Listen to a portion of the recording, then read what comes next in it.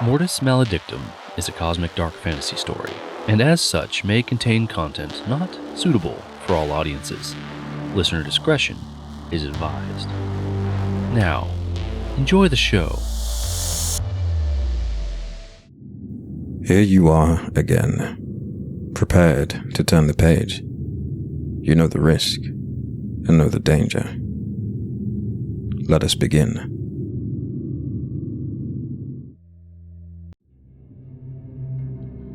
Shock jock vocals played over the bomber's cheap radio. That mixture of hate and humor churned in her head like a cheap gin. Emily immediately switched it off. It brought back too many memories of that place, of Dad.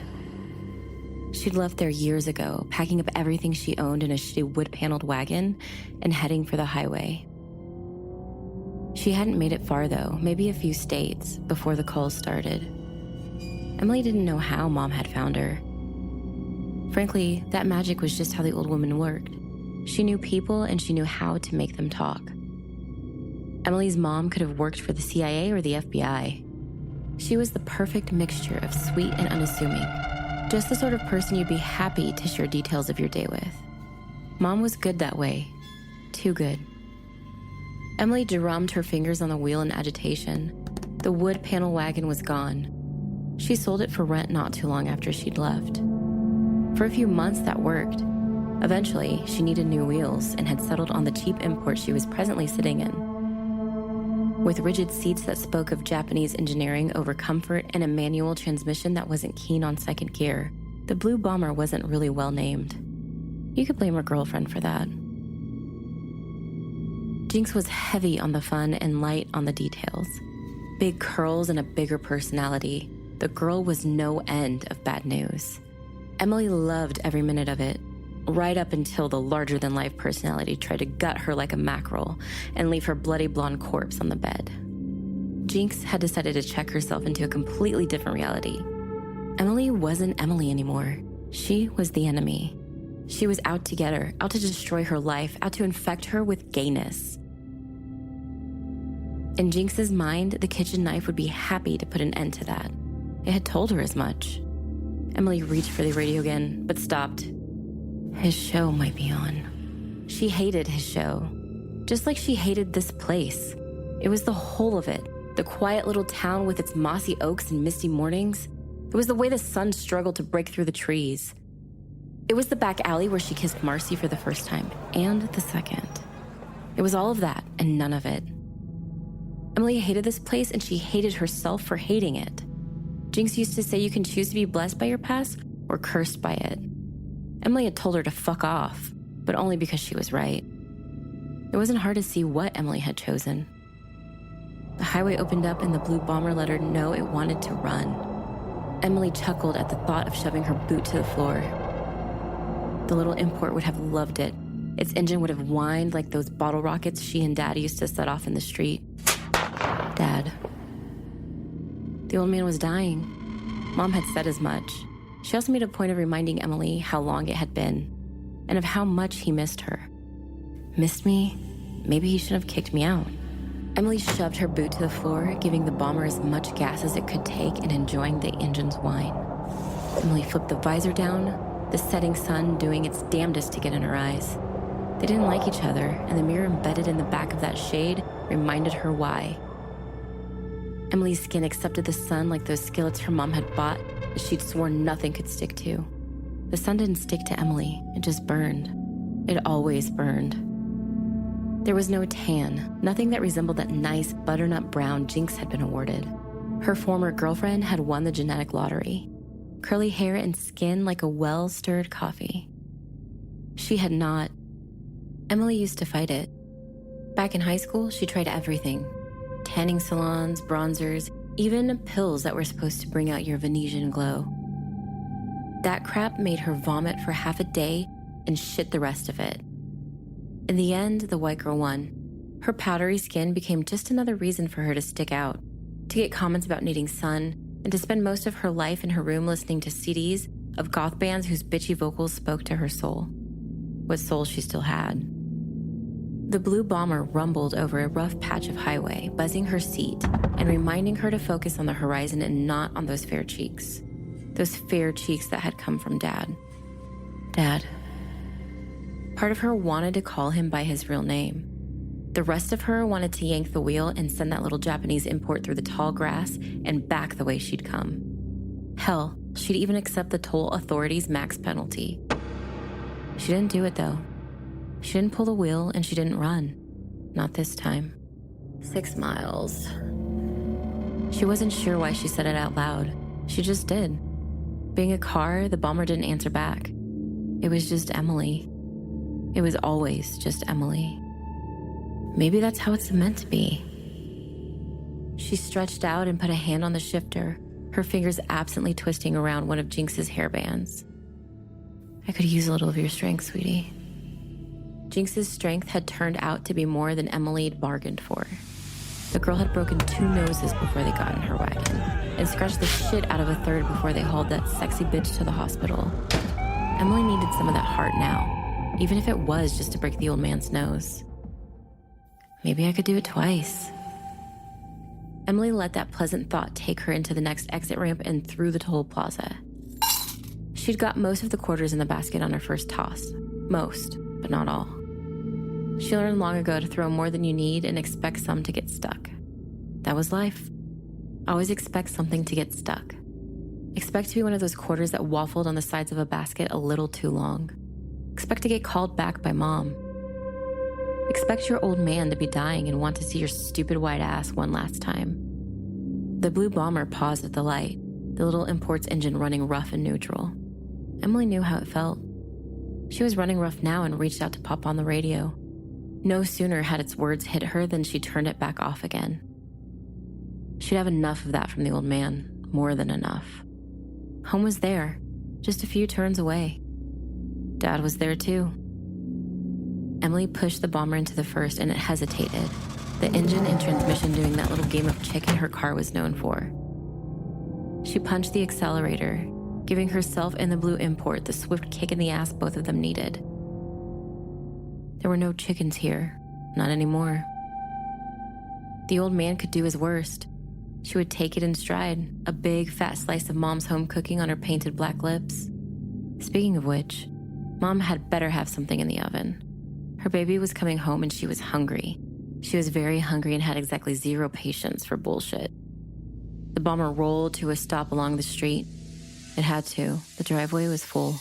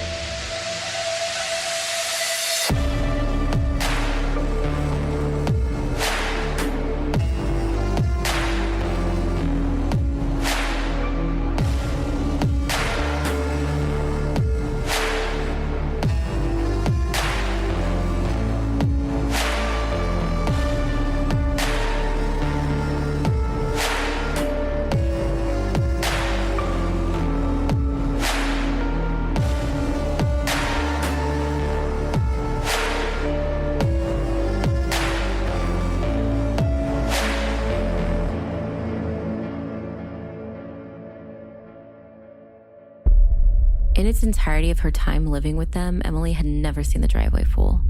Yet here it was, resplendent in cars. Dad would be pissed. Dad is dead. The suddenness of the words hit her faster than she expected. The old man was dead. There was no other reason for this many cars. Emily pulled her phone out, only now realizing that she'd blocked Mom. The old man was dead. He had to be. She could leave. She could drive away and it wouldn't matter. Emily could have done that, but she didn't. She pulled the keys out of the ignition, then made her way through a sea of bumper-stickered vehicles. These were Dad's people, and they proclaimed it proudly from the back end of their cars and from those hazy rear windows. Fuck your feelings. Pronouns are for pussies. Adam and Eve, not Adam and Steve. Emily shook her head at that last one. Adam and Steve might have saved the whole lot of us a whole mess of trouble. Some days she wondered if it wouldn't have been better if the whole human race hadn't gotten started in the first place. The house looked exactly like she remembered it, which wasn't saying much.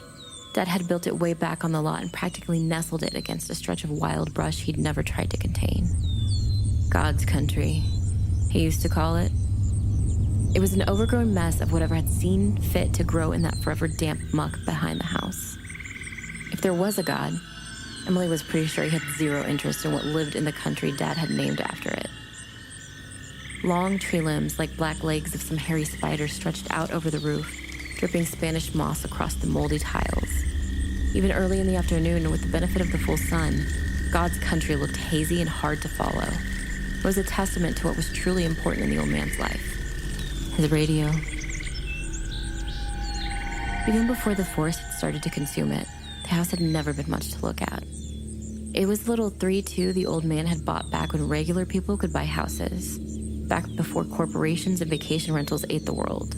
The siding was warped in spots, and windows that should have been reasonably clear were anything but. In fact, the whole place felt like it had been wrapped in gauze and left to fester. That's what it was, an old wound. Emily stopped at the door. Her fingers reached for the knob, but hung up somewhere between her pocket and the cold metal. Tiny webs hung in the dark corners of the overhang, their pea-sized alien occupants hard at work wrapping flies that had ventured too close. It wasn't too late. She could get in the car and leave. The bomber wouldn't mind. It'd be just as happy on the highway as sitting on the street edge. No. She was here, and she would see this through. It felt weird to knock, but that's what she did, holding her breath for what came next. You're doing this for Mom. You're doing all of this for Mom. Emily was, but it wasn't Mom who answered the door. Who the hell are you? The woman couldn't have been more than 5 foot tall, and that was with heels on. She somehow managed to squeeze her piggies into those 2 strappy numbers and not blown out an ankle in the process. At least not yet, anyway. The afternoon was young. I'm Jay's daughter.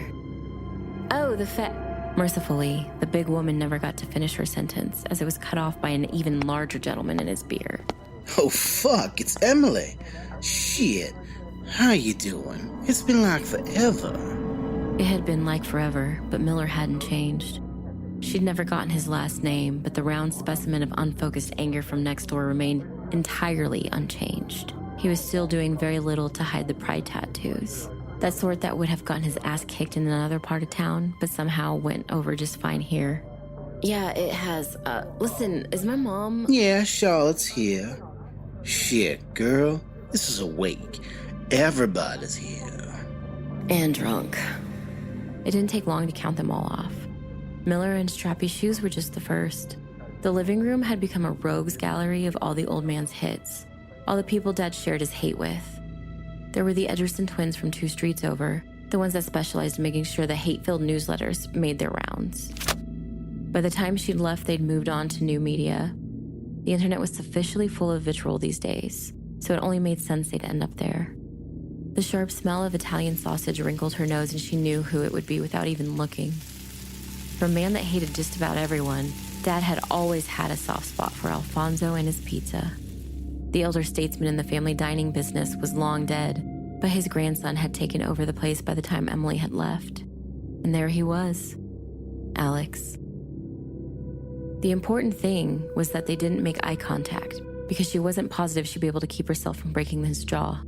Just because he had something between his legs doesn't mean the whole of womankind needed to worship it. Last she recalled, he'd end up with Marcy, and Emily was pretty sure his new wife had told him she was a virgin when they'd met. Well, it was certainly territory no man had gone before. Emily slipped past the pizza man and into the kitchen, where she found more members of her late father's entourage. There was Stinky Paul from the sewer treatment plant. The man could throw a mean dart and was more than happy to explain just which race had ruined the world, provided you got him drunk enough. Behind him was a gaggle of a woman, most of them old enough to be the groupies that hung on Dad's every word. But past them was exactly who held her attention. Mom. She hadn't aged a day, not in all the time Emily had been gone. She was still the same woman, the same mom. The oven light popped off, and without thinking, her mother pulled a tray off the stovetop and stuffed it in there. Sure, Alex had brought pizza, but Mom would do more. Mom always did more. Emily. The old woman with her silvery strands practically stuffed Stinky Paw in the sink in an effort to get to her daughter. Emily, you came. Your father, he's... I know, Mom. I know. The wake ran long, late into the evening. It was what the old man would have wanted, but managed to raise her blood pressure just the same. With the last of them out of the driveway clear, it wasn't long before Mom set to cleaning. Emily grabbed a rag from the sink and ran it over the table. I don't know why you put up with them. They're your dad's friends. He would have wanted it this way. Outside, the sun had long since set. The house's glow casting long and spindly shadows over God's country. Dad was gone. Now all that was left was to clean up his mess. Dad's dead. I know, dear. Emily's mom handed her a new rag and dumped the soiled one in the sink. So, how's Jinx? A lot like Dad. Oh no. What happened? And so began the sordid tale. Emily told herself she wasn't going to do it, that she wasn't going to tell her mom, but it felt impossible not to. This was just who Mom was. When she got you talking, you'd be hard-pressed to stop. We moved in together. Emily dropped that bomb with the practiced grace of a girl who knew how to rile you up. She'd done it so many other times before, gauging their reaction so as to know what side of the fence to put them on. Mom's not like that. Somehow, Emily knew, but she played her game just the same. It didn't work out. Moving in together can be hard. What with the things people say and all. You mean the things Dad said? Emily squeezed the rag with a little more strength than she meant to. Yeah, that didn't help. That didn't help at all. I hate that people did that to you, sweetheart. Then why'd you let him do that to me? Emily banged the rag on her hand against the table. Why'd you let him do it all those years?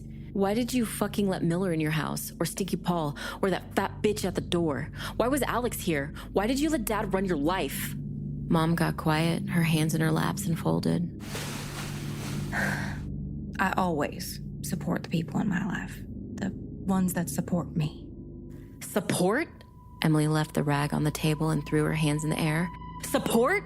You call letting your daughter leave support? You call letting him say those things? Those fucking terrible things about me? Support?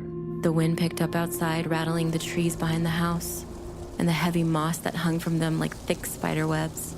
I can only do what I can do. I can listen. I can be here now. I'll be here for you now, sweetheart. Whatever. I'll be gone by morning. You won't need to support me ever again, and you won't need to see me either. Emily wasn't exactly sure how she ended up in her dad's old office, but by the time she'd realized she didn't have a hotel reservation, it was too late to make one. It's just one night. The old man's desk faced the window, giving him a great view of God's country. A fat microphone dangled above the sea of weathered pine and angry papers. Cords dripped off the steel beast, twisting in thick coils like rattlesnakes sunning themselves on a cloudless day. A soundboard of switches and knobs coated in a thin layer of dust sat not far away, and from there, the masterpiece of local radio engineering devolved into something she didn't understand. That was his world, not hers. Emily grabbed a few boxes off the couch in the corner, dumping their contents without a moment's hesitation. Photos streamed out, skipping across the floors like tiles from some memory game. She told herself not to look, not to pick them up, but she did anyway. Dad in his younger years stared back at her, the man in his prime, hungry and ready to attack life. That was a time before she'd known him, before she'd come into his life and, in his words, ruined it. She tossed that one aside, and then the next.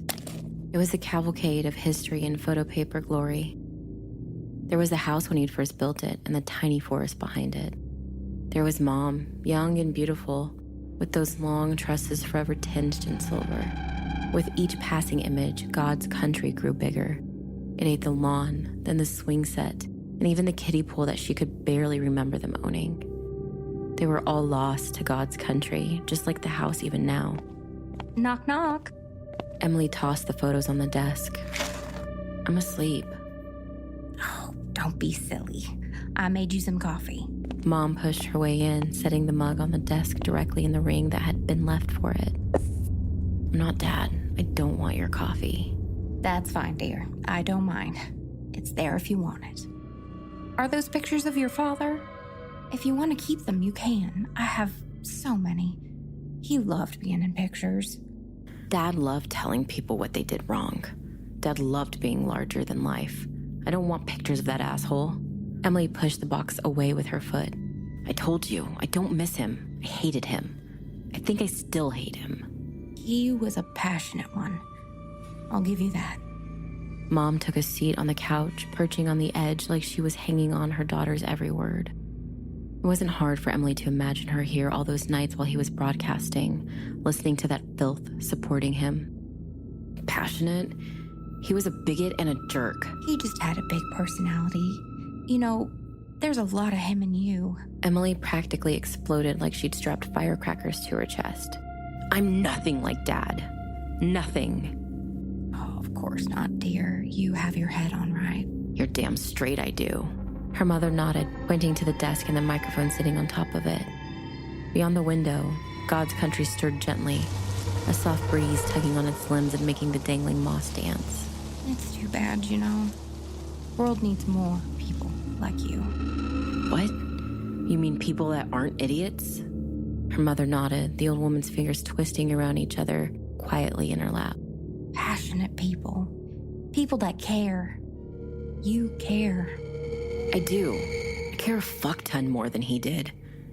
I care about people, good people. Mom smiled and popped off the couch, turning her attention to one of those many boxes on the desk and fiddling with their knobs. I think I remember how to set it up. Mom, I'm not doing his radio show. I'm not. Those people are sick. They are fucked up. I'm not talking to them. Then don't. Her mother's eyes lit up when the lights flipped on. Talk to your people. Tell them the message they need to hear. What they need to hear. Was there another jinx out there? Someone who needed to know those hate-filled people were wrong? There are too many assholes out there. There were, but maybe that was the point. Maybe it was time to swing back. There was a hate out there, a hate beyond the glass and God's country. It wasn't getting smaller, it was getting larger. It was spreading across the country like a malignant tumor and needed to be stopped. Mom grabbed the microphone and pulled it close, then pressed it into her hands, the cold metal strangely invigorating in the dim transmitter's light. Mom, I can't. I don't know the first thing about. The old woman put a finger to her daughter's lips. You know exactly what to say. You're just like your father. You know what to say because it comes from your heart. Just tell them what they need to hear. Speak your truth. Emily pulled the microphone close and hesitated.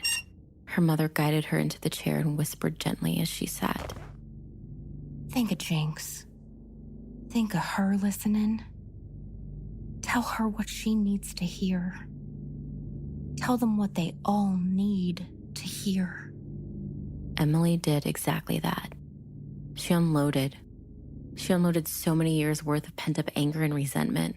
She shared her truth, her passion, and every bit of fire that came with it. Before long, she had the coffee cup in hand like a practiced pro and was spinning the story exactly as her father had. Except this story was different. The story was right. Her daughter never noticed the second set of hands, or the third and fourth, fingers slid off in favor of black and hairy legs. She clutched that sweet child's shoulders, steadying a stiff neck to accept her venom. Fangs blossomed like buds in the spring, injecting the poison deep. She is so like her father. 8 hairy limbs skittered across the office, then down the stairs, leaving an empty shell of fleshy humanity on the landing. Her daughter wouldn't notice. She wouldn't see anything. She was too blind to it now. Emily had her truth, and that was all that mattered. The spider pushed open the back door and stretched her legs out into God's country. Her children were there, too many to count. They hid in the eaves, under fallen logs, and in the dense moss. They were there, and they were hungry. She would feed them. The radial waves would travel far and wide, to places her silken strands never could reach. Truth was fleeting, but hate was forever.